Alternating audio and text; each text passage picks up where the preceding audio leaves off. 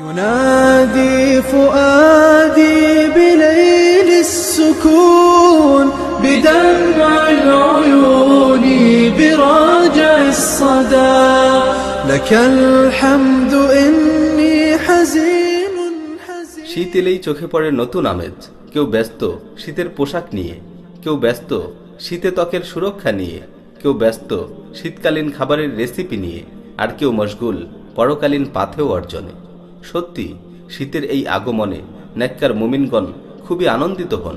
অপর ঋতুগুলোর চেয়ে শীতকালই তাদের কাছে বেশি পছন্দনীয়, কেননা এই সময় পাওয়া যায় সওয়াব অর্জনের সুবর্ণ সুযোগ। শীতের রাত অনেক বড় হয়, দিন হয় অনেক ছোট।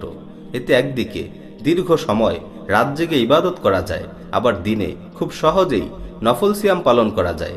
এজন্যই আল্লাহর প্রিয় বান্দাগণ শীতের আগমনকে স্বাগতম জানাতেন।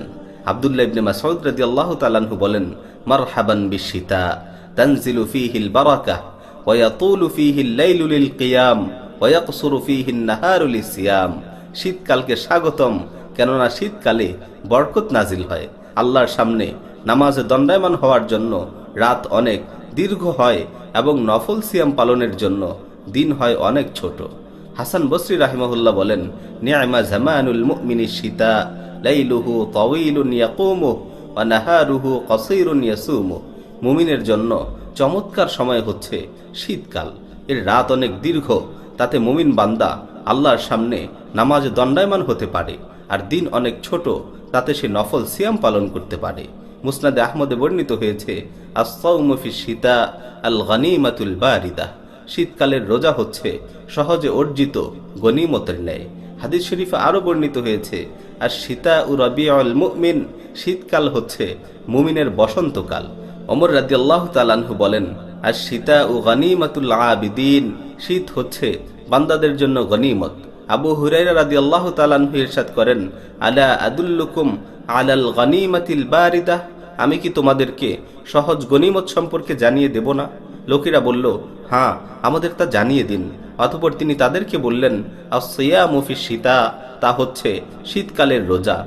পরকালীন পাথেয় সঞ্চয়ের জন্য মুমিন বান্দাগণ এমনই সচেতন ছিলেন। তারা শীতের এই সময়কে গনিমত মনে করতেন।